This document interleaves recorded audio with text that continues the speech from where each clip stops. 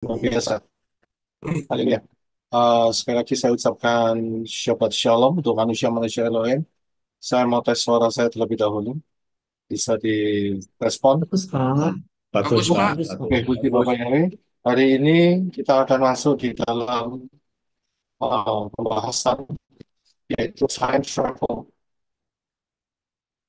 Seperti yang telah saya bagikan beberapa minggu yang lalu, kita akan masuk di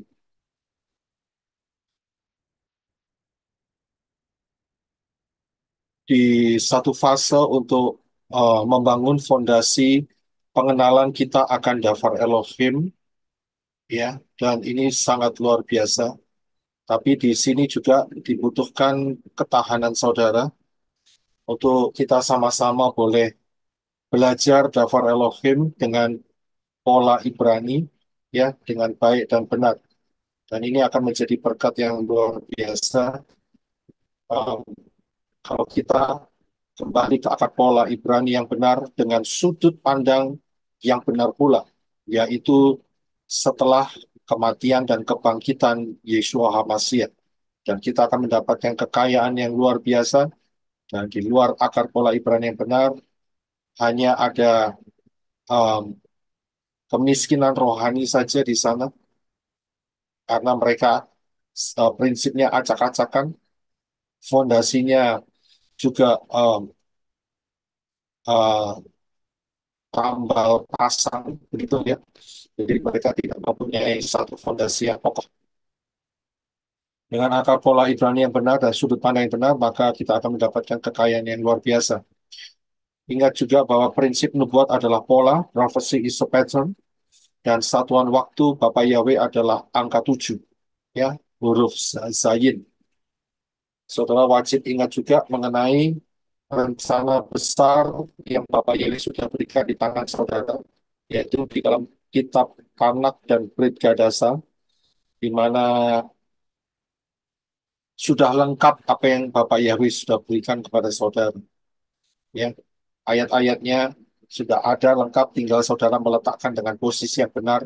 Saudara akan bisa melihat dari sejak penciptaan alam semesta, bahkan sebelumnya yaitu penciptaan Shemayim, sampai nanti di dalam Yerusalem dan bumi yang baru.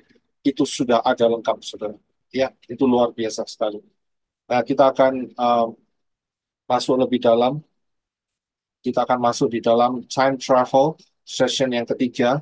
Kita akan membahas dua fatsal, yaitu fatsal satu dan fatsal yang kedua.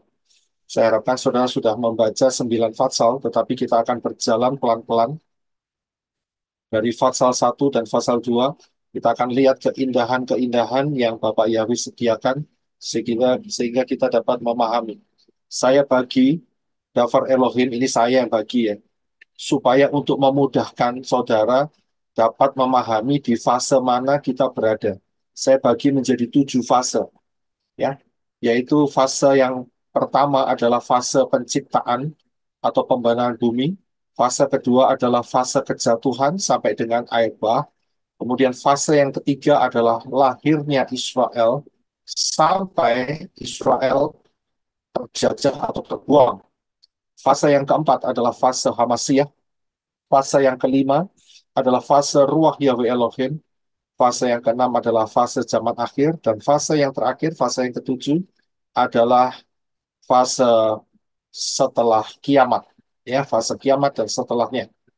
Ya, ini adalah pembagian supaya kita dapat memahami, oh kita ada di fase mana.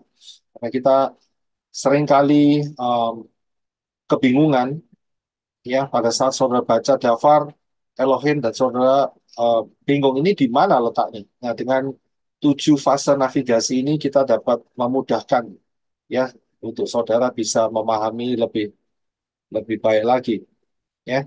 Pahami bahwa misi utama kitab suci adalah, siapa yang masih ingat apakah menjadi misi utama kitab suci? Penyelamatan Keselamatan. manusia-manusia yang Penyelamatan, Pak. Ya, Penyelamatan. ya, Iya. terima kasih. Saya bisa mute lagi. Betul, kita sudah pernah bahas bahwa misi utama kitab suci adalah penyelamatan manusia yang jatuh dalam dosa. Ya, jadi ini misi utamanya kita dapat kitab suci itu di sana, saudara. Ya, bukan kita jadi lebih pinter, ya, dan kita menjadi arogan dan sombong, tidak. Tetapi kita boleh sinkron, kita boleh sejalan dengan rencananya Bapak Yahweh, dan karakter kita diubah. Itu visinya di situ, ya, misi utamanya kitab suci itu. Bukan seperti di zamannya Yesua, ada banyak ahli Torah, orang Farisi dan Saduki, yang mereka dari golongan em, yang berpendidikan, yang terpelajar, sehingga mereka sombong. Tidak, bukan, salah. Kalau saudara punya prinsip seperti itu, bertobatlah. Ya, bukan itu. Kita menyelidiki Dafar Elohim itu supaya hidup saudara dan saya dibenahi. Ya, ingat dibenahi. Saudara jangan benahin orang lain dulu, benahi diri kita sendiri terlebih dahulu. Ya, ini yang paling penting supaya kita diselamatkan dulu. Ya, barulah kita boleh nantinya akan dipakai oleh Bapak Yahweh untuk memberitakan kepada yang lain. Tetapi ya, utamakan diri sendiri dulu. Wong sendiri sendiri dulu belum selamat mau nyelamatin orang lain. Itu kan aneh ya, saya bilang ya. Karena itu hati-hati. Ya, jangan ter eh, tergiur dengan yang namanya ministry. Ya, padahal dirinya sendiri belum di ministry. Ya, kita akan baca ayatnya di dalam 2 Timotius 3, 16, 17. Silakan Brother Eko. 2 Timotius 3 ayat 16 dan 17. Semua firman yang diilhamkan Elohim itu berguna untuk mengajar, memberi teguran, memperbaiki kesalahan, dan mendidik dalam kebenaran, supaya manusia Elohim menjadi sempurna, diperlengkapi untuk melakukan setiap perbuatan yang baik. Ya, terima kasih.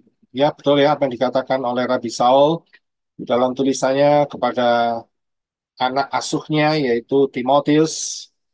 Dikatakan bahwa firman Elohim itu untuk mengajar, memberi teguran, memperbaiki kesalahan, mendidik dalam kebenaran supaya manusia Elohim yaitu saudara dan saya jadi sempurna, diperlengkapi ya dan dapat melakukan setiap perbuatan baik. Ya, jadi inilah tujuan daripada Dafar Elohim ya, bukan untuk um, menjadi masuk di dalam persaingan. Oh, aku lebih ngerti dari kamu. Tidak, saudara. Ya, itu salah. Jadi perbaikin kalau sampai saudara mempunyai motif-motif yang keliru, bertobat. Ya, karena percuma, saudara. Dafar Elohim mengatakan barang siapa meninggikan diri, dia akan direndahkan. Ya, jadi hati-hati. Jadi misi utama kitab suci adalah penyelamatan manusia yang jatuh dalam dosa. Ya, penyelamatan kepada saudara dan saya. Nah, kita akan masuk di dalam pembahasan dari oh sorry.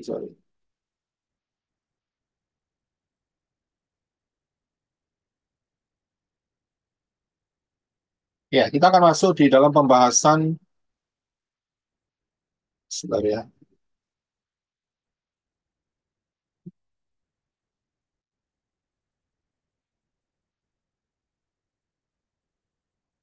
Ya, di dalam kitab Kejadian, ya. Di dalam kitab Kejadian ini supaya kita memahami banyak hal, ya, banyak hal. Contohnya apa? Kita mengetahui ya dengan kitab Kejadian ini mengapa kita ada di bumi yang model seperti sekarang ini, Saudara. Yang ada malapetaka, ada sakit penyakit, ada proses penuaan, ada kejahatan-kejahatan, ya, ada karakter-karakter buruk, ya, ada kematian, ada bencana, ada banyak hal yang sudah bisa lihat, ya, di sekeliling saudara. Mengapa kita berada di bumi yang model kayak gini? Nah, ini kita bisa ketahui dari kitab Kejadian, saudara. Kemudian juga kita dapat mengetahui masa di mana Bapak Yahweh membenahi bumi. Ya, berarti ada peristiwa apa di balik ini. Itu bisa dilihat dari kitab Kejadian. Kemudian dari kitab Kejadian ini pula kita dapat mengetahui asal-usul peradaban manusia. Mula-mulanya dari mana? Itu kita bisa tracking. Ya, ini kitab yang luar biasa, saudara. Ya, kitab Kejadian ini. Dan kemudian juga bisa kita tahu asal-usul dari umat pilihan Bapak Yahweh, yaitu Israel. Banyak hari-hari ini terjadi demonstrasi anti-Israel. Tapi mereka tidak paham siapa itu Israel sebetulnya. Nah, dengan belajar dari kitab Kejadian ini, maka kita tahu persis. Karena itu kitab Kejadian ini fondasinya yang sebuah fondasi yang luar biasa. Salah satu ya dari fondasi yang luar biasa. Karena fondasi kita adalah Tanak dan Brit Gadasa, Torah, Nevi'im, Ketuvim, Perjanjian Lama, Perjanjian Baru, dan Brit Gadasa, Perjanjian Baru. Ya, jadi kitab Torah ini luar biasa, saudara. Dan kitab Torah ini kitab pertama adalah kitab Kejadian. Ya, jadi banyak hal yang kita bisa pelajari. Kemudian kita juga bisa melihat peraturan-peraturan ya yang Bapak Yahweh berikan kepada manusia secara umum dan juga peraturan-peraturan yang Bapak Yahweh berikan kepada Israel ya di dalam tata peribadatan dan kemudian juga perayaan-perayaan hari raya ya itu Bapak Yahweh menetapkan semua. Jadi kita belajar banyak di dalam kitab Kejadian ini. Ini sangat luar biasa. Jadi dalam hal ini saudara harus punya hati seorang murid. Kalau saudara tidak punya hati seorang murid, saudara hanya ingin tahu begitu saja, saudara tidak akan mendapatkan satu manfaat yang luar biasa yang akan mengubah hidup saudara. Ingat ya, kita belajar firman itu untuk supaya kita ditegur, untuk supaya kita diperbaiki, untuk supaya kita disempurnakan di dalam jalan yang sesuai dengan rencana Bapa Yahweh. Sehingga kita dapat melakukan perbuatan-perbuatan yang baik. Ya, jadi saudara harus paham akan hal ini. Um, Kalau saya mau cek suara saya gimana? Apakah ada masalah? Iya Pak, Ada kadang-kadang kerusakan. tersendat Pak. Ya, Oke. agak kresek-kresek, Jakarta Pak bagus Yasiko. sinyalnya gitu, Pak. Kalau sekarang bagaimana? Bagus, Pak, di Jakarta, Pak. Padahal sungai masih panas sekarang. Sekarang bagaimana sekarang? Bagus, Sekarang udah Pak. bagus. Surabaya Bagus, bagus, Pak. bagus. Ya oke, puji Bapak Yahweh kalau gitu. Ya, Ya, saya sempat cek di YouTube agak kresek-kresek juga, Pak. Kadang-kadang bagus, kadang-kadang kresek-kresek, Pak. oke. Ya, terima kasih. Jadi saya bisa dikasih notification ya, supaya saya bisa segera untuk cari problemnya. Ya, terima kasih. Ya, puji Bapak Yahweh. Jadi kalau sekarang sudah baik, kita akan lanjutkan. Ya, jadi kita tahu dari kitab Kejadian ini kita akan belajar banyak, saudara. Banyak sekali. Fondasi-fondasi mengenai kehidupan ini. Ya, dari kitab Kejadian ini. Ini sangat-sangat menarik sekali. Kita akan lanjutkan. Siapakah pengarang kitab Kejadian? Mose. Mose, Bapak Yahweh. Ya, saya Bapak tampung. Yahweh. Bapak Siapakah Yahweh, Bapak Yahweh. yang tulis pengarang Mose, kitab saudara Kejadian? Bapak Yahweh. Nanti kalau Bapak saya, Yahweh, Pak. saya berikan pertanyaan yang kedua, saudara akan lebih paham. Bapak Yahweh yang sekarang yang Ya, jadi saya akan berikan pertanyaan kedua, saudara akan lebih paham. Yahweh. Siapakah penulis kitab Kejadian? Mose. Mose. Mose. Ya, jadi saudara paham. Beda antara pengarang dan penulis. Ya, penulis itu bisa jadi pengarang, pengarang juga bisa menulis. Tetapi dalam hal ini kita bisa membedakan siapakah pengarang kitab Kejadian itu maksudnya siapakah yang menjadi mastermind. Bapak Ya, mastermind-nya siapa? Ya, dan kemudian siapakah yang disuruh menulis kitab Kejadian? Jadi kita tahu penulis kitab Kejadian adalah Mose. Sedangkan ya, mastermind-nya, pengarangnya itu adalah Bapa Yahweh sendiri. Ya, Bapa Yahweh memerintahkan Mose untuk menulis. Dan apa yang ditulis oleh Mose itu harus ditulis tepat, ya, persis. Karena di dalam tulisan yang diilhamkan oleh Bapa Yahweh kepada Mose untuk menulis itu mengandung kode-kode. Ini luar biasa.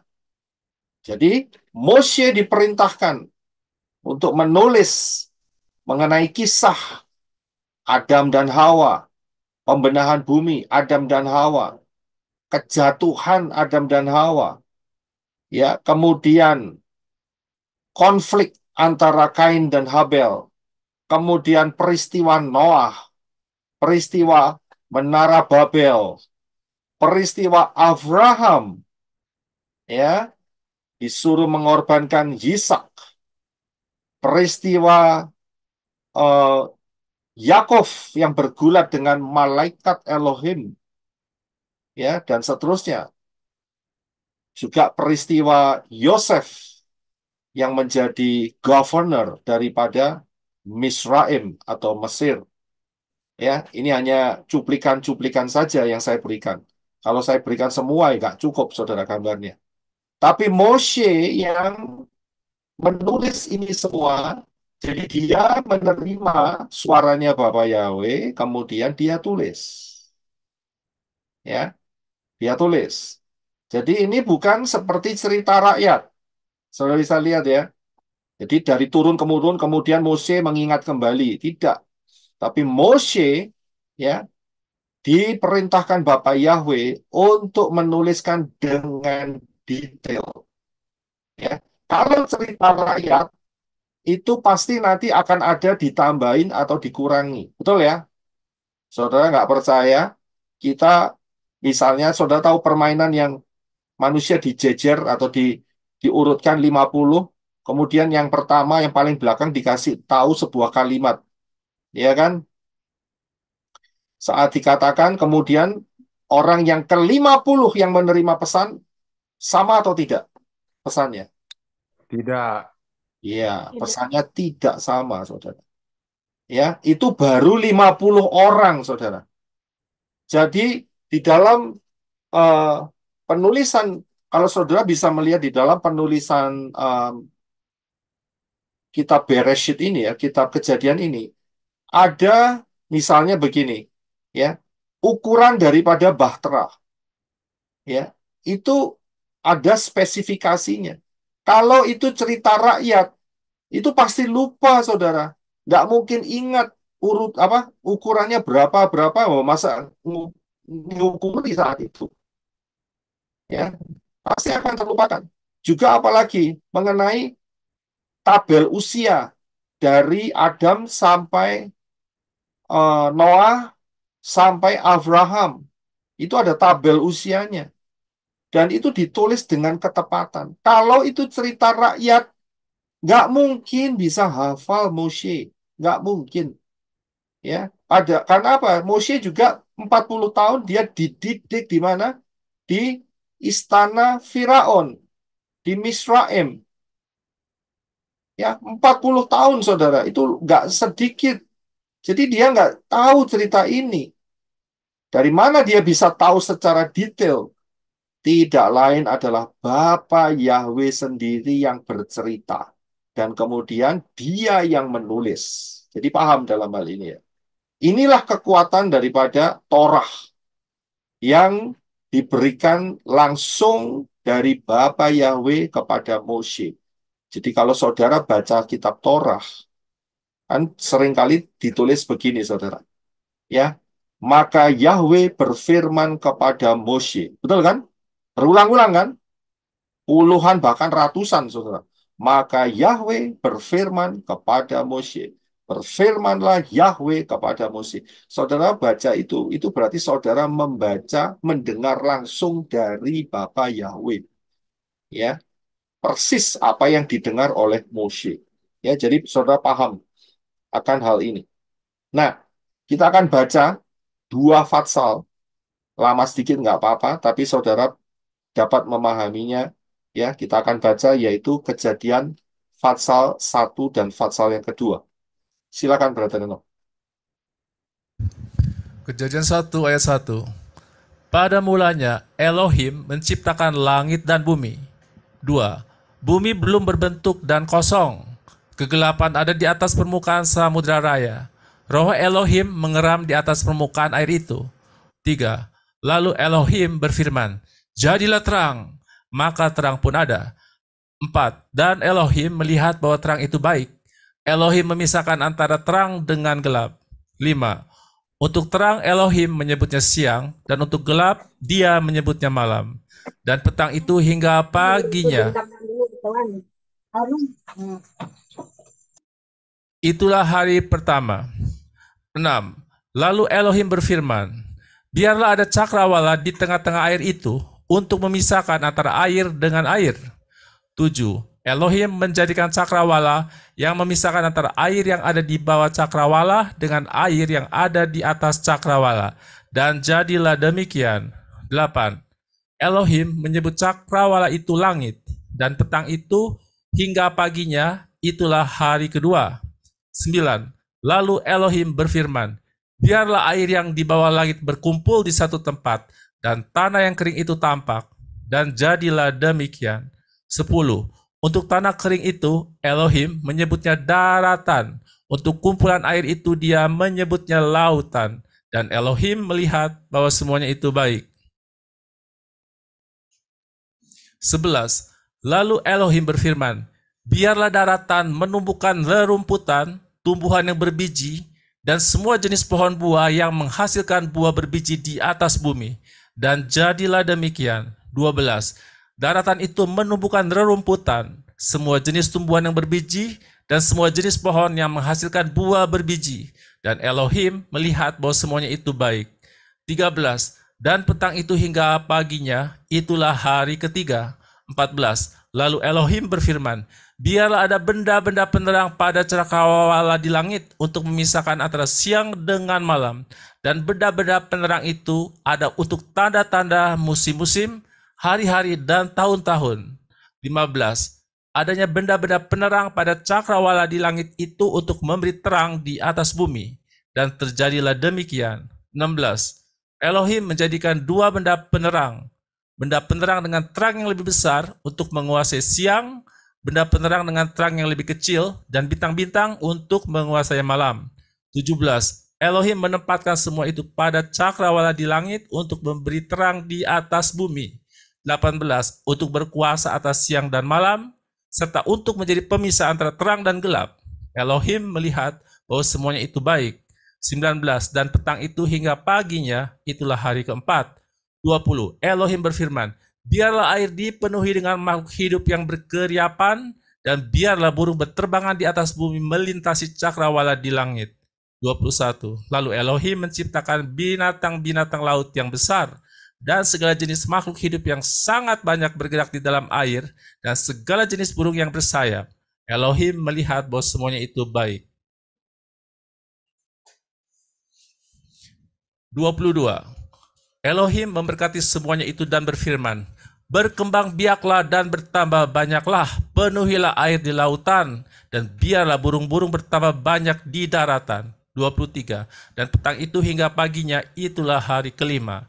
24. Elohim berfirman, hendaklah daratan mengeluarkan segala jenis makhluk hidup, ternak, binatang merayap, dan segala jenis binatang liar.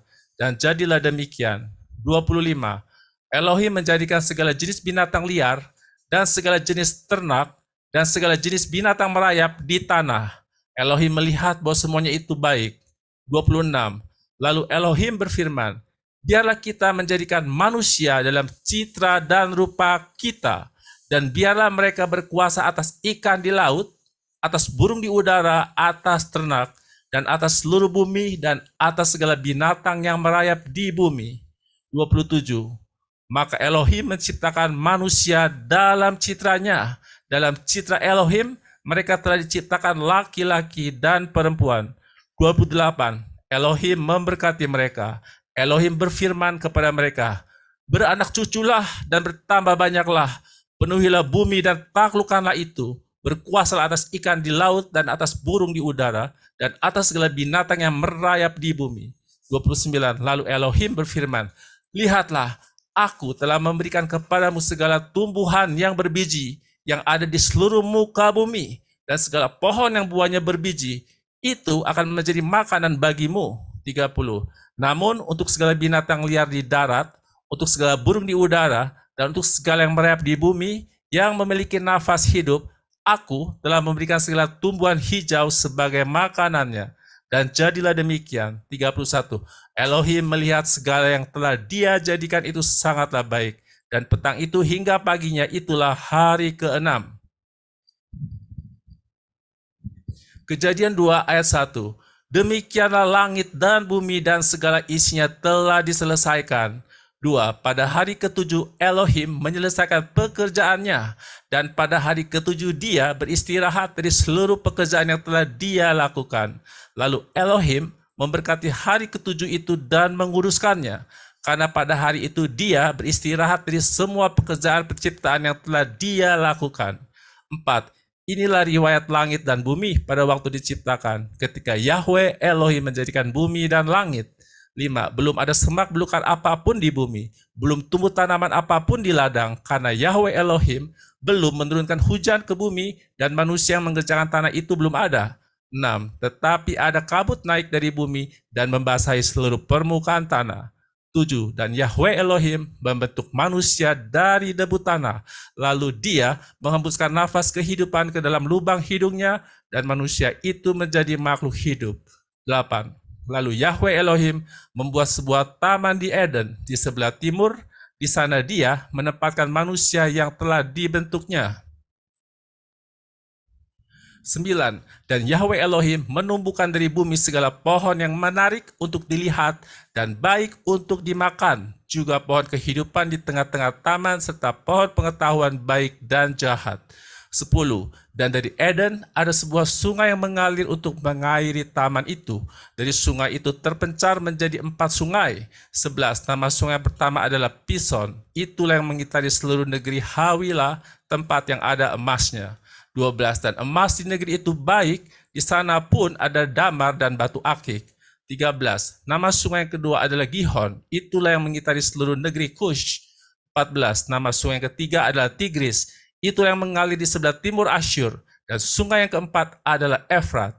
15. Kemudian Yahweh Elohim mengambil manusia itu dan menempatkannya di Taman Eden untuk mengerjakan dan memeliharanya. 16. Dan Yahweh Elohim memberi perintah kepada manusia dengan berfirman, dari segala pohon di taman ini, engkau dengan bebas boleh memakannya. 17. Tetapi dari pohon pengetahuan baik dan jahat, engkau tidak boleh memakannya, karena pada hari engkau memakannya, engkau pasti akan mati. 18. Yahweh Elohim berfirman, tidak baik kalau manusia itu seorang diri saja. Aku akan menjadikan seorang penolong baginya sebagai pasangannya. 19. Dan Yahweh Elohim membentuk dari tanah segala binatang liar di padang dan segala burung di udara. Dia membawanya kepada Adam untuk melihat bagaimana Adam menamainya, dan apapun nama yang diberikan Adam kepada tiap-tiap makhluk hidup, begitulah nanti nama makhluk itu. 20. Adam menyebutkan nama-nama untuk segala ternak, untuk burung di udara, untuk segala binatang liar di padang. Tetapi bagi Adam, ia belum menemukan seorang penolong sebagai pasangannya. 21. Dan Yahweh Elohim membuat Adam tidur lelap. Ketika Adam tidur, Yahweh Elohim mengambil satu dari rusuk-rusuknya. Lalu Dia menutup tempat itu dengan daging. 22. Dan Yahweh Elohim membentuk rusuk yang telah diambilnya dari manusia itu menjadi seorang wanita, dan Dia membawanya kepada manusia itu. 23. Lalu Adam berkata, inilah dia, tulang dari tulangku dan daging dari dagingku. Karena itu ia akan disebut wanita, sebab ia telah diambil dari pria. 24. Itulah sebabnya seorang pria akan meninggalkan ayahnya dan ibunya dan melekat kuat bersatu dengan istrinya dan mereka menjadi satu tubuh. 25. Mereka keduanya itu telanjang, manusia dan istrinya, namun mereka tidak merasa malu. Haleluya. Terima kasih, Brother Reno. Kita sudah sering kali baca dua pasal ini.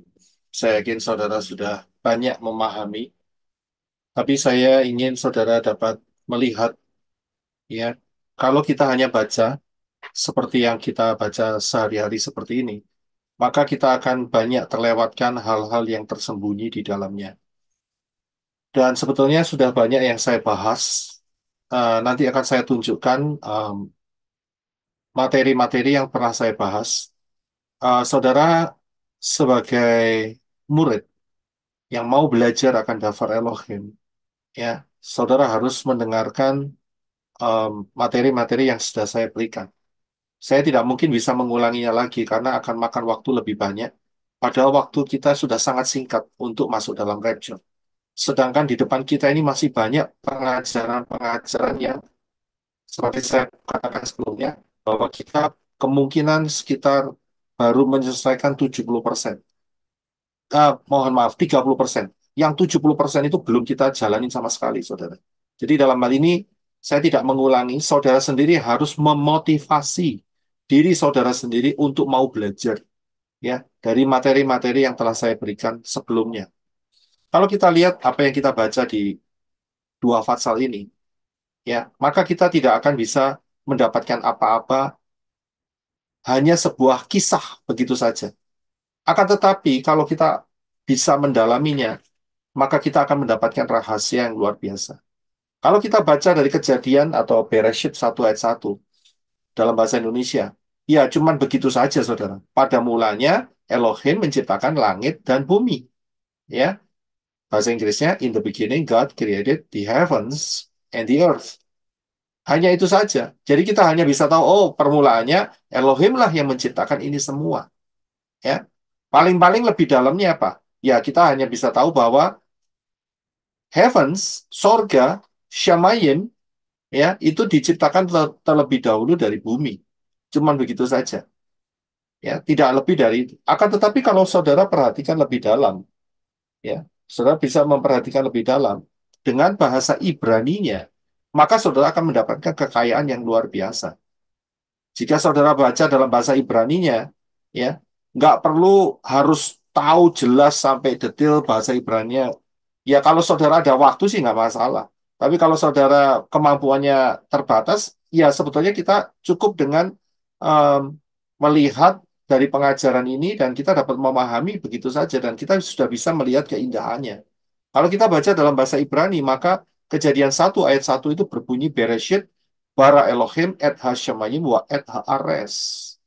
Ya, dimulai dengan satu kata yaitu Bereshit. Yang sebelah kanan sendiri, bacanya dari kanan.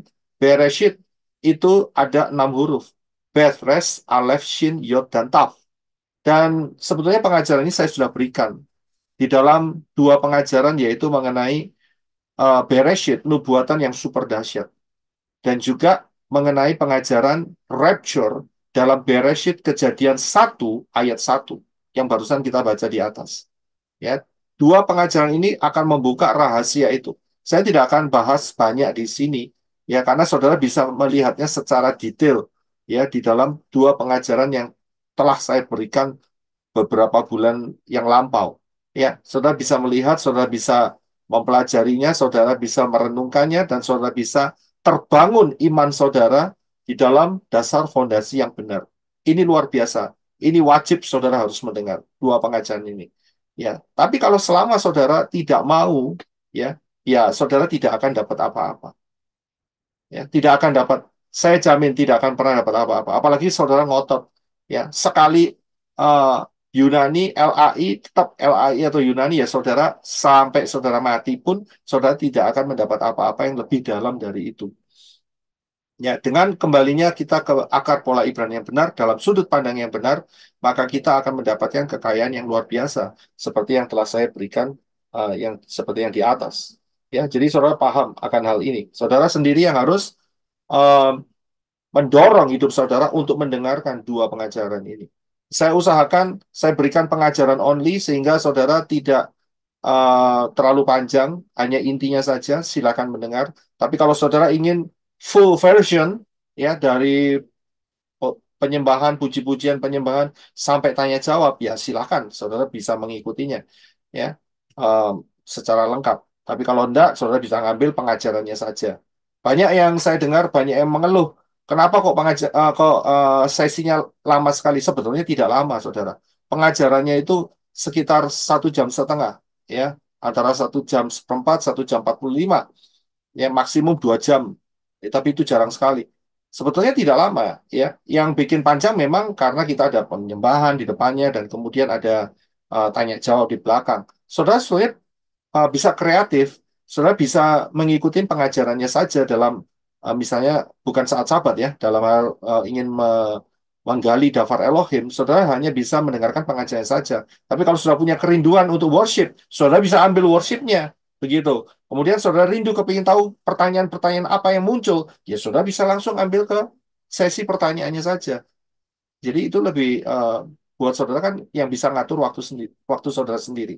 Ya, tapi dua pengajaran ini wajib. Ya, banyak pengajaran yang luar biasa yang telah saya sampaikan dan itu akan membangun fondasi hidup saya, hidup saudara, ya, dengan luar biasa. Jadi kita kembali ke akar pola Ibrani yang benar sehingga kita dapat memahami dengan luar biasa. Ya, nah saya akan lanjutkan. Jadi saudara sendiri yang harus berusaha untuk mendapatkan ya pengajaran itu. Saya tidak mengulangi lagi ya karena sudah lengkap saya sudah berikan di sana. Saya akan terus bergulir ke depannya ya. Dan kemudian dikatakan di dalam Kejadian 1 ayat 2 dikatakan bahwa bumi ini belum berbentuk dan kosong.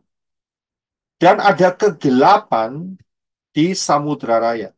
Padahal saat bumi diciptakan oleh Elohim, kalau ini dituliskan oleh Yesaya 45 ayat 18, itu Yahweh tidak pernah menciptakan sesuatu yang kosong, yang tidak ada apa-apanya, bahkan kacau balau.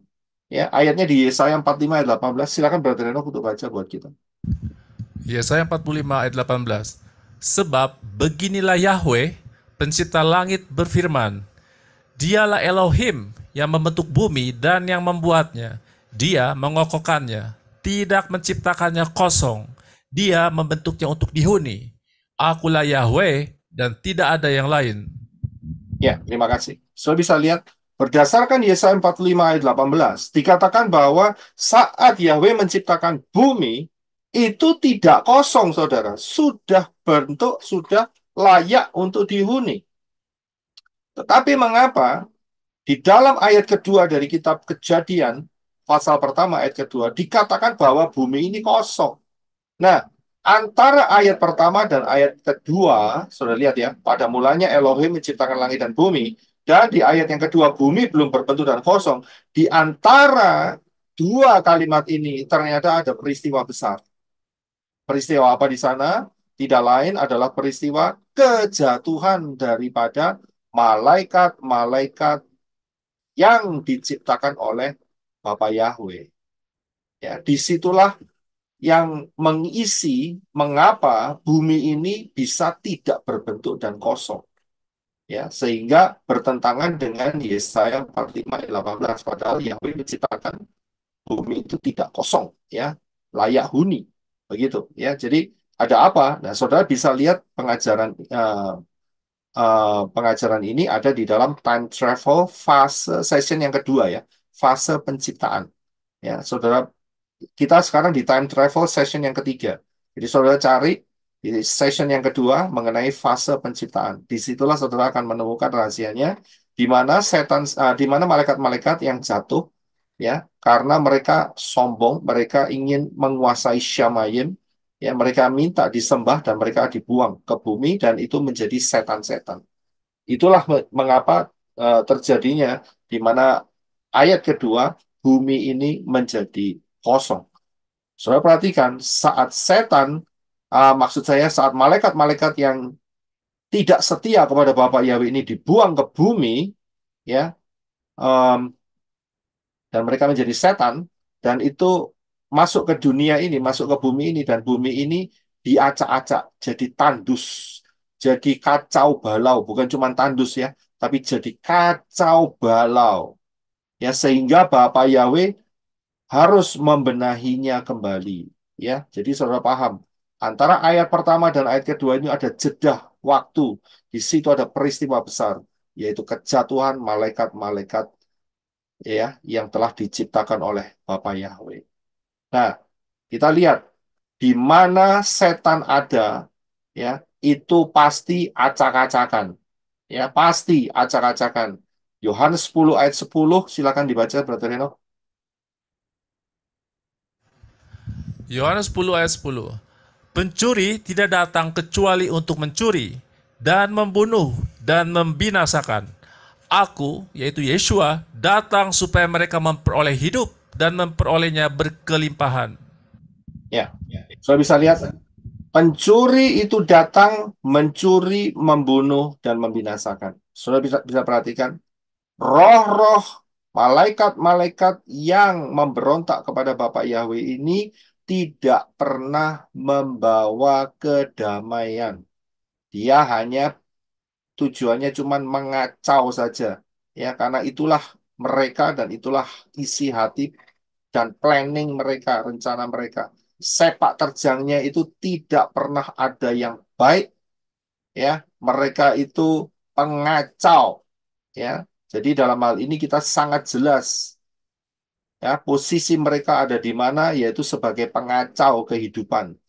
Sedangkan apa yang Yeshua lakukan? Yeshua datang supaya mereka, yaitu manusia, memperoleh hidup dan memperolehnya berkelimpahan. So bisa lihat, yang satunya mencuri, membunuh, dan membinasakan, tetapi Yeshua yang adalah Bapa Yahweh sendiri di dalam rupa manusia, datang kepada manusia, saudara dan saya, supaya hidup yang kacau balau itu dipulihkan, bahkan sampai masuk di dalam Yerusalem yang baru.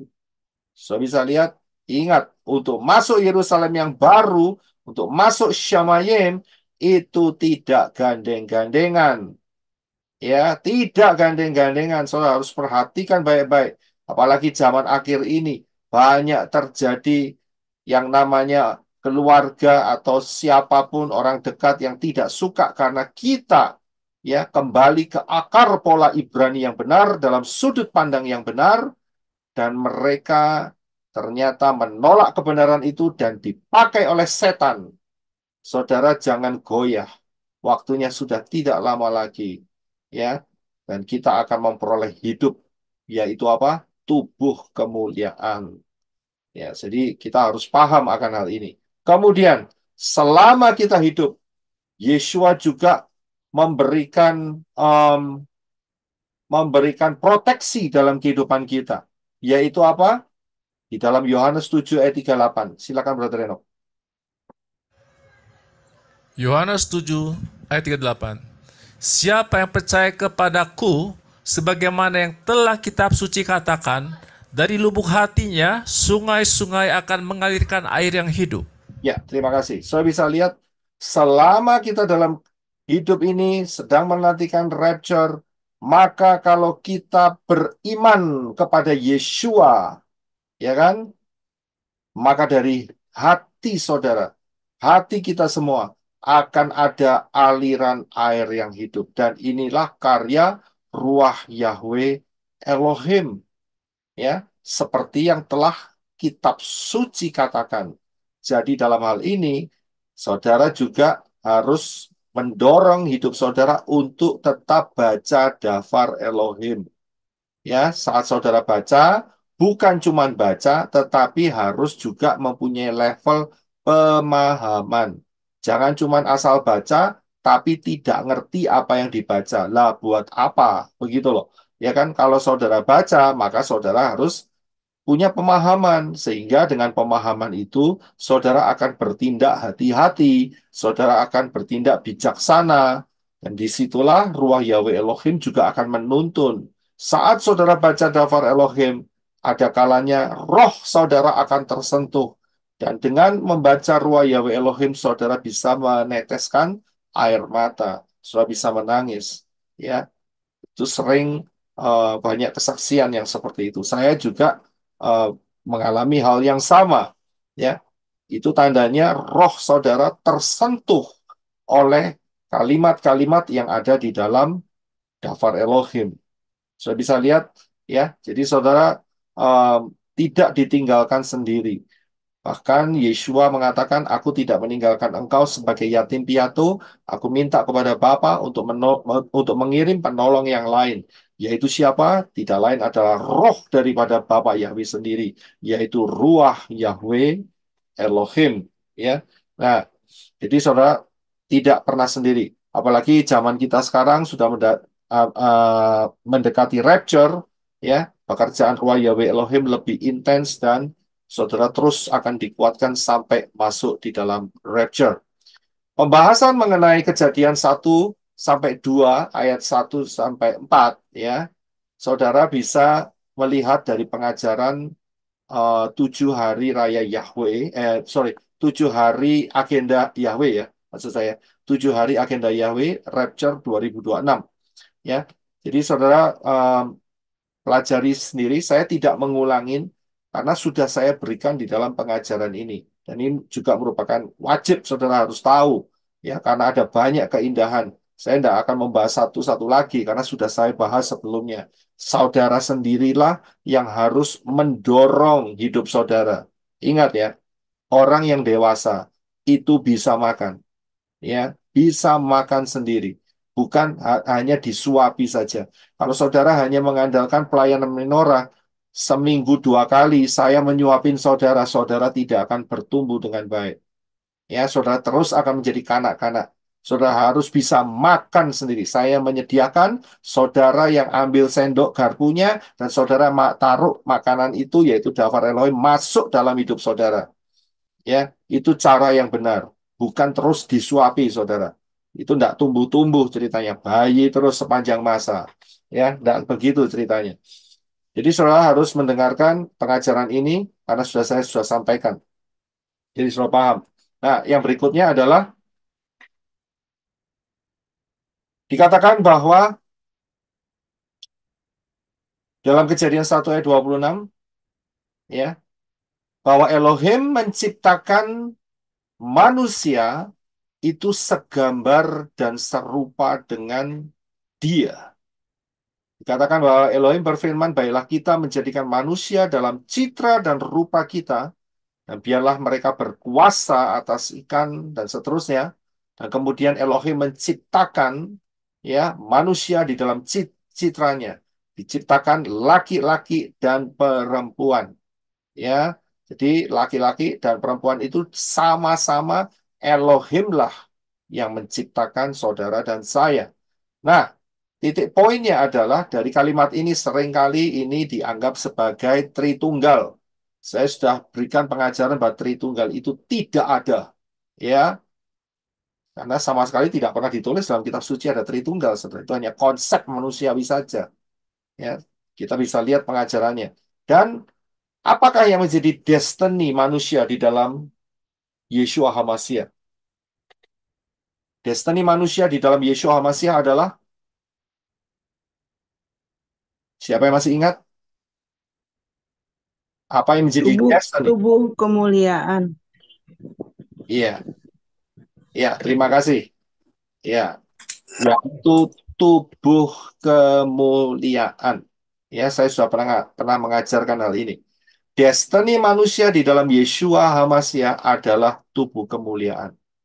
Jadi saat Elohim berfirman, marilah atau biarlah kita menjadikan manusia dalam citra dan rupa kita, itu ada satu level tertentu yang manusia dengan ketaatannya akan dapat tubuh kemuliaan. Ya, sudah paham ya? Walaupun saat itu diberikan kepada Adam dan Hawa, tapi sayangnya Adam dan Hawa jatuh. Ya, Adam dan Hawa jatuh. Nah, Adam dan Hawa saat itu dia sudah memakai cahaya kemuliaan Elohim sehingga mereka telanjang, tetapi mereka tidak merasa malu. Mereka telanjang itu maksudnya apa? Dengan tubuh fisik mereka, mereka akan beranak cucu. Seperti itu. Untuk memenuhi bumi. Ya, tetapi di dalam sinar kemuliaan itu, jika mereka terus taat, karena di situ juga ada yang namanya pohon kehidupan. Nah, kalau itu terus dimakan, dia taat, maka mereka juga akan masuk di dalam level yang telah Bapak Yesus sediakan, yaitu tubuh kemuliaan. Ya, tubuh kemuliaan. Inilah level yang seharusnya dicapai oleh manusia karena persekutuan dengan Bapa Yahweh, dengan Elohim Yahweh. Ya, akan tetapi sayangnya Adam dan Hawa jatuh di ronde yang pertama. Ya, saudara ngerti ya?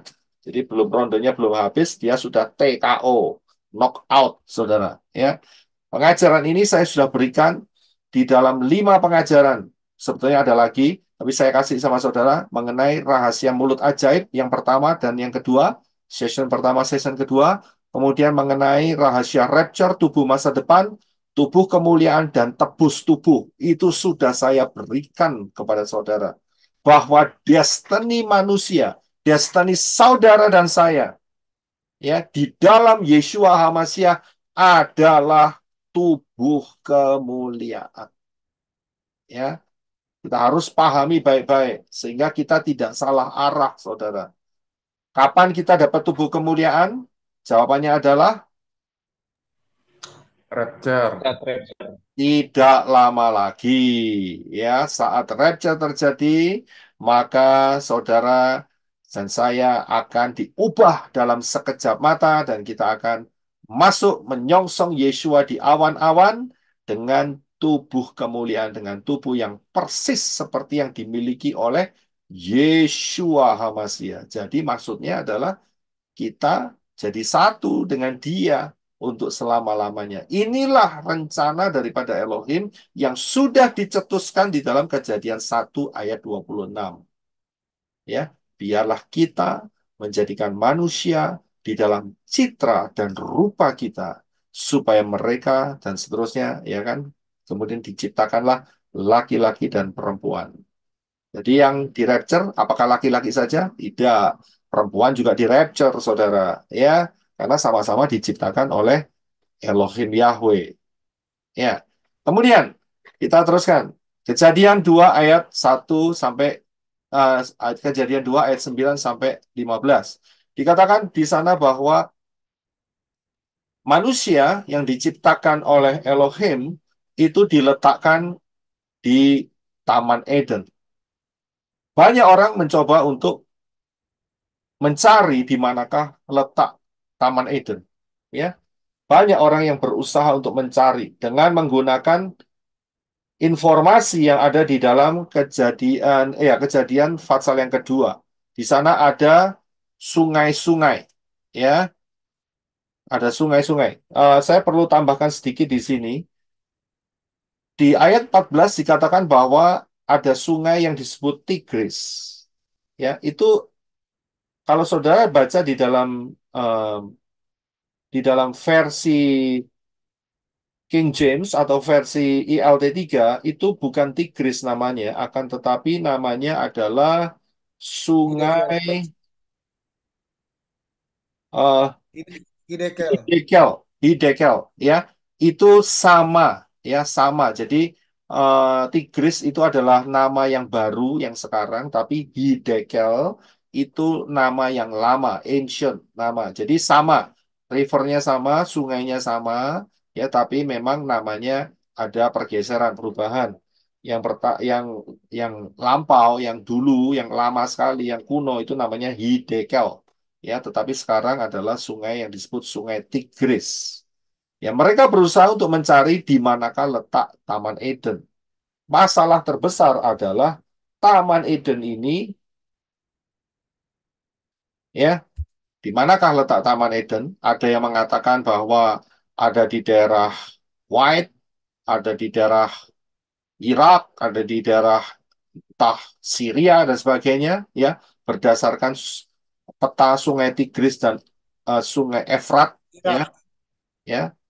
Nah, mereka mencoba. Tapi ingat, kita harus tahu bahwa ada satu peristiwa di mana peristiwa Noah, yaitu air bah yang meliputi seluruh dunia, ini menenggelamkan sungai-sungai itu, saudara. Termasuk Sungai Tigris, Sungai Efrat, Sungai apa itu namanya? Yang Gison, dua Gihon. tadi Gihon. di Gihon, ya, itu hilang, ya, hilang sama sekali. Jadi kita nggak tahu sebetulnya kalau cuman berdasarkan kejadian pasal 2 itu saja dan di-compare atau disandingkan dengan dua sungai yang sampai hari ini masih ada, ya mungkin bisa jadi, akan tetapi di mana dua sungai yang berikutnya? Akan sangat sulit sekali untuk bisa menemukan. Sangat sulit sekali. Karena peristiwa air bah ini sangat dahsyat, saudara. Ya, sangat dahsyat sekali. Bumi ditutup oleh air, ya, hampir sebulan lebih, ya, lama sekali. Bagaimana bisa menentukan? Nggak bisa, kehilangan jejak. Lawang saat zamannya Noah saja nggak ada Google Map, iya kan? Nggak ada kan namanya Google Map. Mana bisa menentukan? Jadi nggak mungkin. Ya, orang bisa menentukan di luar daftar Elohim, tidak mungkin. Tapi luar biasanya Bapak Yahweh kasih cara, ya, buat kita untuk dapat mendeteksi di manakah letak daripada Taman Eden itu, ya. Nah, dengan cara bagaimana? Dengan cara menggunakan prinsip, yaitu nubuat adalah pola. Prophecy is a pattern. Ini caranya, ini kuncinya. Mengapa bisa begitu? Ya, ya, ini luar biasanya. Dengan menggunakan prinsip ini, maka kita dapat tahu bahwa apa yang mereka katakan, ya, Taman Eden ada di Kuwait atau Irak atau Iran atau Syria atau Turki, itu salah semua, saudara. Salah semua. Nah, kuncinya di mana? Kuncinya itu ada di dalam satu kata. Ya, ada di dalam satu kata. Kata apa itu? Kalau saudara tahu? Polanya. Satu kata. Sin. Huruf sin, Pak. Huruf sin. Satu kata. Kalau bukan huruf. Ya. Itu kan huruf. Sin. Ya, mungkin saudara bisa mute semua terlebih dahulu. Karena ada yang backgroundnya pakai nyalain yang lain, ya, sehingga feedback. Ya, saudara sudah paham karena sudah saya kasih tahu. Sebetulnya saya mau kasih tahu yang di luar ada satu kata. Kata itu adalah Bereshit. Bereshit. Bereshit ini dalam bahasa Indonesianya adalah pada mulanya. Dan ini adalah huruf pertama dari Kejadian 1 ayat 1. Ya, Kejadian 1 ayat 1 itu ada beberapa huruf. Sorry, ada beberapa kata. Ya, kata yang pertama adalah pada mulanya. Bahasa Inggrisnya adalah the beginning atau in the beginning. Bahasa Ibraninya adalah Bereshit. Nah, di dalam Bereshit inilah kita akan menemukan letak daripada Taman Eden. Kok bisa? Dari mana? Dengan menggunakan pola, yaitu prophecy is a pattern. Pola, yaitu nubuat adalah pola. Disinilah keindahannya kalau kita mau belajar dengan rendah hati di dalam pola akar Ibrani yang benar dengan sudut pandang yang benar.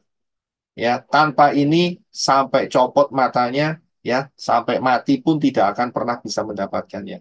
Di dalam kata Bereshit itu ada huruf Shin. Dan huruf Shin ini mempunyai makna yaitu menghancurkan karena piktografnya adalah gigi. Saudara tahu di Yerusalem, ya, itu ada 3 lembah.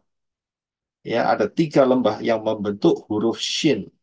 Dan siapa yang mati di sana tidak lain adalah Yeshua. Di dalam Lukas 13 ayat 33. Silakan Brother Enoch.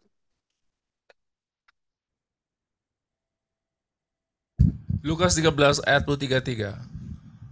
Lukas 13 ayat 33. Tetapi hari ini dan besok dan lusa, aku harus meneruskan perjalananku, sebab tidaklah semestinya seorang nabi dibunuh kalau tidak di Yerusalem. Ya, terima kasih. Jadi Yesua sudah menubuatkan saat dia dalam perjalanannya ke Yerusalem bahwa dia akan matinya di Yerusalem. Ya, karena apa? Dari lambang huruf Shin ini tadi, saudara. Ya, nah di huruf Shin ini yang piktografinya adalah gigi, yang artinya menghancurkan atau dihancurkan huruf Shin. Disinilah letak ya untuk kita dapat mendeteksi di manakah posisi daripada Taman Eden. Karena ada satu peristiwa di Yerusalem ya, yaitu kematian Yeshua HaMashiach. Di dalam 2 Tawarikh 3 ayat 1, coba dibaca terlebih dahulu, silakan Brother Enoch. 2 Tawarikh 3 ayat 1. Salomo mulai mendirikan bait Yahweh di Yerusalem di Gunung Moria, tempat yang dilihat oleh Daud, ayahnya, di tempat yang telah Daud persiapkan, tempat pengirikan gandum Ornan, orang Yebus. Ya, terima kasih. Saudara masih ingat ya peristiwa itu ya? Peristiwa di mana Daud berdosa dan kemudian dia dikasih 3 pilihan, ya, 3 hari kena sampar, 3 bulan eh, dikejar-kejar musuh, 3 tahun kelaparan. Ya, nah ini dia. Disitulah ternyata Daud berkata, Daud milih yang mana? Dari yang ketiga itu, Daud milih mana? 3 hari. Daud pilih mana? Jatuh ke tangan Elohim. Ya, jawabannya Daud tidak milih salah satu. Tidak milih semuanya. Daud menyerahkan kepada Elohim, Bapa Yahweh, untuk Bapa Yahweh yang milih. Jadi Daud tidak berani milih, dia tidak mau milih.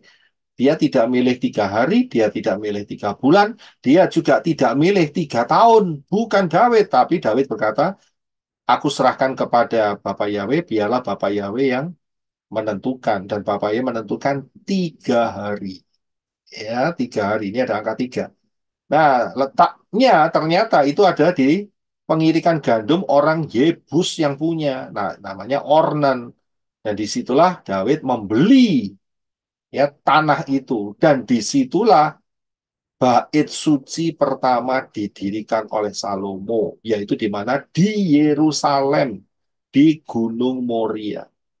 Peristiwa ini kalau ditarik 2000 tahun sebelumnya, sekitar 2000 tahun, di titik yang sama itu juga pernah terjadi sebuah peristiwa, tetapi di dalam bentuk bayangannya. Yaitu peristiwa apa? Tidak lain adalah peristiwa Ishak. Ishak iya, dikorbankan. pengorbanan daripada Yisak. Dan Yisak saat itu adalah gambaran daripada Yeshua. Ya, Bapak Yahweh ngomong sama Abraham, korbankanlah bahwa anakmu yang tunggal itu. Baca ayatnya, silakan Brother Enoch, Kejadian 22 ayat 2. Kejadian 22 ayat 2. Dan dia berfirman, bawalah sekarang anak laki-lakimu yang tunggal, yang engkau kasihi, yakni Ishak, dan pergilah engkau ke tanah Moria, dan persembahkanlah dia di sana sebagai persembahan bakaran di atas salah satu gunung yang akan kukatakan kepadamu. Iya, terima kasih. Sudah bisa lihat, jadi sebuah peristiwa yang sama, tetapi yang di dalam peristiwa Abraham itu adalah, kalau boleh saya bilang, itu sebagai gambaran, blueprintnya, begitu. Ya, sedangkan realitanya adalah Yeshua. Itu 2000 tahun kemudian. Sudah bisa lihat, ya, saudara yang mungkin pernah bangun rumah, saudara pasti sebelum bangun rumah, pasti ditunjukkan blueprint. Betul ya? Tahu blueprint ya? Apa sih bahasa Indonesia blueprint? Cetak biru. Ya, Cetak cetak, biru. cetak biru. Jadi polanya itu sudah dikasih tahu. Ya, kalau dulu itu memang kertasnya itu agak biru-biru gitu warnanya, begitu ya. Kalau sekarang lebih canggih lagi dengan menggunakan komputer, bisa dilihat letaknya, posisinya, ya, lebih indah, saudara. Tetapi sama prinsipnya, itu blueprintnya, ya. Sedangkan realitanya ada enggak? Belum, lagi dibangun, ya. Nah, realitanya gimana? Realitanya kalau saat peristiwa Abraham yang adalah blueprintnya, ya, mengorbankan Yisak, maka peristiwa sesungguhnya adalah kematian Yeshua HaMashiach itu sendiri. Sudah bisa lihat ya? Ya, ya, sudah bisa lihat dalam hal ini. Jadi kita bisa paham. Ini adalah pattern, ini adalah pola, saudara. Ya, pola prophecy. Ya, pola di mana menggunakan lokasi. Ya, nah kalau kita tarik mundur 2000 tahun sebelumnya dari titik poin Abraham mempersembahkan Yisak 2000 tahun sebelumnya, yang kalau kita boleh katakan 4000 tahun sebelum kematian Yeshua, maka disitulah ada satu peristiwa juga di mana Bapak Yahweh, ya, mengambil seekor domba dan menyembelihnya. Mengapa? Gara-gara satu peristiwa, yaitu Adam dan Hawa makan buah pengetahuan baik dan jahat. Ya, karena ini merupakan pola, maka pola lokasi, maka lokasinya harus sama. Ya, jadi titik di mana Bapak Yahweh pertama kali mengorbankan domba untuk supaya Adam dan Hawa tidak kelihatan ketelanjangannya gara-gara makan buah itu dan kehilangan kemuliaan Elohim, ya, mereka berusaha menutupi kemaluannya, ketelanjangannya dengan daun pohon ara, dan itu tidak diizinkan oleh Bapak Yahweh. Daun pohon ara hanya berapa jam akhirnya berguguran, kelihatan lagi ketelanjangannya. Maka Bapak Yahweh melakukan suatu tindakan, yaitu menyembelih domba. Dan darahnya masih berdarah-darah dikenakan di tubuhnya um, Adam dan Hawa saat itu. Ya, dan itulah yang kita bisa lihat satu pola. Jadi kita tahu di manakah letak Taman Eden, tidak lain ada di Yerusalem. Ya, jadi mudah sekali kalau kita mau kembali ke akar pola Ibrani yang benar. Jadi letak Taman Eden adalah di Yerusalem. Ya, paham ya? Kalau saudara hari ini lihat konflik Middle East, ya, antara Israel versus, ya, negara-negara yang benci Israel, yang menggunakan Palestina dan Hamas, konflik ini yang terus memanas dari hari ke hari, ya, saudara bisa perhatikan bahwa ini sebuah, kalau kita lihat dari sudut pandang kacamata spiritual, itu sebetulnya ada kodenya. Kodenya di mana? Kita baca dulu di dalam Wahyu 13 ayat 18. Silakan Brother Reno. Wahyu 13 ayat 18. Inilah hikmat itu. Siapa yang memiliki pengertian, biarlah dia menghitung bilangan binatang buas itu, karena itu adalah bilangan seorang manusia, dan bilangannya adalah 666. Ya, terima kasih. Perhatikan ya, ini ayat terkenal banget, saudara. Terkenal sekali. Karena apa? Karena ada tulisan 666. Ya, 666. Tapi ingat, kita ini baca bahasa Indonesia, ya, atau bahasa Inggris. Tapi kalau kita melihat di dalam bahasa Yunaninya, maka kita paling tidak bisa melihat seperti ini, saudara. Ya, seperti ini. Penyebutannya siapa yang tahu silakan. Tapi kalau kita lihat, ya, ini sebuah kode, saudara. Ya, sebuah kode. Saudara Google saja, saudara lihat kode apa di balik ini. Kalau ini diputar, maka kita akan melihat siapa dia, yaitu yang ada di paling bawah dan tengah. Ya, spirit apa itu? Ya, spirit apa? Saudara bisa lihat di situ. Ya, di paling bawah, sebelah kanan bawah. Nah, inilah spirit yang sedang konfrontasi di Timur Tengah, ya, yaitu kalau Israel kan dia tetap walaupun dia tidak menyebut nama Yahweh, tapi dia pakai Hashem dan Adonai, tapi kan arahnya tetap Yahweh, saudara, ya kan? Tapi kesalahannya dia, ingat ya, dia menolak Yeshua HaMashiach, itu kesalahan fatal. Tapi dari sisi kacamata ini, konflik yang kita lihat sekarang ini adalah sosok sesembahan Israel versus negara tetangga-tetangganya. Saya bisa lihat, ya, jadi yang bagian atas, ya, si A itu spiritnya di situ. Jadi kita lihat sebuah pertempuran di alam fisik, kita lihat ya mereka ada yang demonstrasi, ada yang penyerangan Israel ya sampai ke Rafah sekarang ya, dan terus sampai dia juga Israel menyerang bagian utara di Lebanon ya di Hezbollah sana, dan juga terjadi yang ada di Syria dan Iran juga ikut-ikut. Nah ini dia saudara. Secara fisik kita lihat satu negara kecil diserang dari berbagai arah. Sebetulnya kalau kita lihat secara cermat di dalam alam supernatural, sebetulnya inilah yang terjadi. Ya, sesembahan Israel melawan sesembahan daripada negara-negara di sekitarnya. Itu yang terjadi, saudara. Ya, jadi inilah yang betul-betul ada di tengah-tengah kita sekarang. Nah, kalau kita lihat mengapa kok ada pertempuran ini, sebetulnya ya setan itu sedang memperebutkan apa? Yaitu memperebutkan satu titik, yaitu titik portal, ya portal. Apa yang disebut portal? Yaitu yang kita tahu lokasi daripada Taman Eden. Sudah bisa lihat, inilah yang diperebutkan. Ya, kalau saudara pernah mendengar slogan ya, siapa yang bisa menguasai Yerusalem, dia akan menguasai dunia. Siapa yang pernah dengar itu? Ya, itu slogan sangat terkenal sekali. Siapa yang menguasai Yerusalem, maka dia menguasai seluruh dunia. Inilah kuncinya. Kenapa mereka berusaha untuk menguasai Yerusalem? Karena secara alam spiritual itu adalah Taman Eden, saudara. Ya, Taman Eden. Disinilah kita paham ya mengenai konflik yang sedang berlangsung eh, selama ini.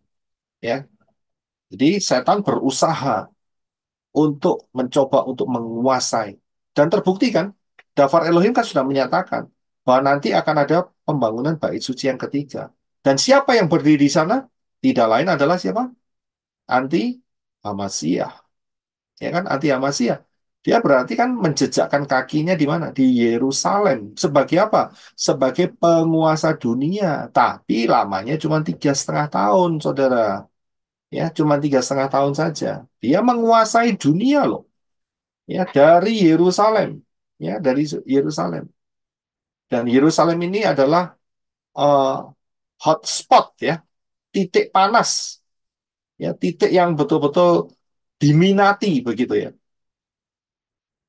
Baik oleh Israel sendiri, baik oleh bangsa-bangsa lain, ya ini hotspot, saudara. Ya karena apa ya? Karena ada ini dia sejarahnya, yaitu Taman Eden. Dan kalau saudara lihat, nantinya di dalam kerajaan 1.000 tahun, Yeshua memerintah dari mana? Dari mana? Yerusalem. Tuhan memerintah juga dari Yerusalem, saudara. Nah di Yerusalem itu di mana? Ya itu tadi yang kita sudah lihat, yaitu mana? Taman Eden tadi. Sakaria 14 ayat 16 sampai 17. Silakan Brother Reno. Zakaria 14 ayat 16. Kemudian akan terjadi bahwa setiap orang yang ketinggalan dari segala bangsa yang datang melawan Yerusalem, mereka akan datang dari tahun ke tahun untuk bersujud kepada Raja Yahweh Sebaot dan untuk merayakan Hari Raya Sukkot 17. Dan akan terjadi bahwa siapa dari kaum-kaum di bumi yang tidak naik ke Yerusalem untuk sujud kepada Raja Yahweh Sebaot, maka bagi mereka tidak akan ada hujan. Iya, terima kasih. Sudah bisa lihat kan? Jadi nanti Raja Yahweh Sebaot semesta alam itu akan ada di mana? Di Yerusalem. Itu juga sih katakan kaum-kaum di bumi ya naik ke Yerusalem. Tempatnya sama ya sama tetap nggak pernah Yerusalem itu pindah ke mana itu namanya em, ke Jawa Barat atau Jawa Timur ya nggak pernah saudara atau pergi ke Kalimantan nggak pernah ada Yerusalemnya tetap sama saudara ya di Yerusalem yang saudara mungkin sebagian pernah saudara pergi ya di situ itulah ya di dalam alam supernatural kacamata alam supernatural itu adalah Taman Eden saudara ya puji Bapak Yahweh ya saya akan berhenti sampai di sini. Em, untuk pengajaran hari ini. Besok kita akan lanjutkan di Fatsal yang ketiga ya. Kita Fatsal ketiga. Jadi saudara baca dulu ya Fatsal ketiga. Hari ini kita sudah hampir mencapai 6.000 tahun maksud saya. Sejak kejatuhan Adam dan Hawa. Kurang 6 tahun lagi. Karena itu kita harus hati-hati. Karena apa? Karena kita sudah masuk di dalam 3,5 cycle Shemitah yang pertama.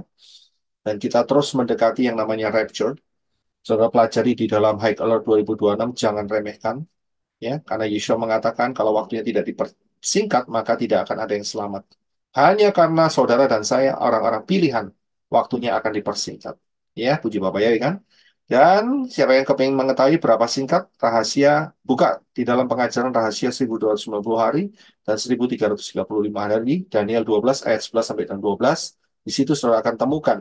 Ya, saya harus tambahkan di sini bahwa ada dua pola. Pertama adalah pola Shemitah, dan itu akan berakhir di tahun 2029 ya 2029 sedangkan pola Yobel akan berakhir di 2030 ya 2030 jadi cuma beda 1 tahun saudara kalau pola Shemitah dan pola Yobel ini suruh milih saya milih pola Shemitah karena apa saya lebih condong untuk bersiap-siap lebih awal ya lebih awal supaya tidak terlambat. Sebetulnya bersiapnya bukan nanti ya, tapi sekarang bersiapnya. Tapi saya milihnya pola Shemitah ya, lebih awal. Tapi saudara ingat ya, persiapan saudara bukan nanti, sekarang, hari ini ya, Mei 2024. Inilah saat terbaik saudara untuk berjaga-jaga ya. Tapi jika dilihat dari pola Shemitah, maka rapture akan diperhitungkan mundur dari 2029 ya 1 Tisri 5790 atau 10 September ya 2029 maka diperkirakan rapture akan terjadi di akhir 2025 atau awal 2026. Sedangkan dengan menggunakan pola Yobel maka akan beda 1 tahun. Jika dihitung dari 28 September 2030 yaitu hari Syabat 1 Tisri 5791 ditarik mundur ya dengan perhitungan 1290 dan 1335 hari, maka kita bisa melihat ya perkiraannya rapture adalah tahun 2026 akhir atau awal 2027. Barang siapa yang belum masuk, segera masuk. Pintu keselamatan namanya satu, Yeshua, bukan yang lain. Ya, bukan yang lain. Ingat, nama tidak dapat diterjemahkan. Ya, jadi mau masuk pintu keselamatan harus melalui Yod Shin Waw Ayin. Bacanya Yeshua, bukan Yesus. Itu sangat jelas. Ya, dan barang siapa berseru nama Yahweh akan diselamatkan. Kalau saudara tidak mau berpaut kepada Yahweh, maka tidak akan ada keselamatan dalam hidup saudara. Yang bisa menyelamatkan adalah Yahweh. Ya, yang disembah oleh Israel adalah Yahweh. Yang disembah Israel maksud saya adalah Abraham, Ishak dan Yakov. Itu adalah Yahweh, ya, bukan nama-nama yang lain. Ya, perhatikan, ya, sangat sangat penting sekali. Nama ini sangat penting sekali. Dan kemudian masuklah segera dalam baptisan di dalam nama yang benar, nama Yahweh, nama Yeshua dan Roh Yahweh Elohim.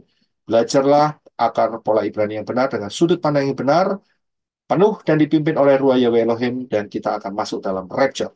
Bapak Yahweh memberkati saudara sekalian. Shalom.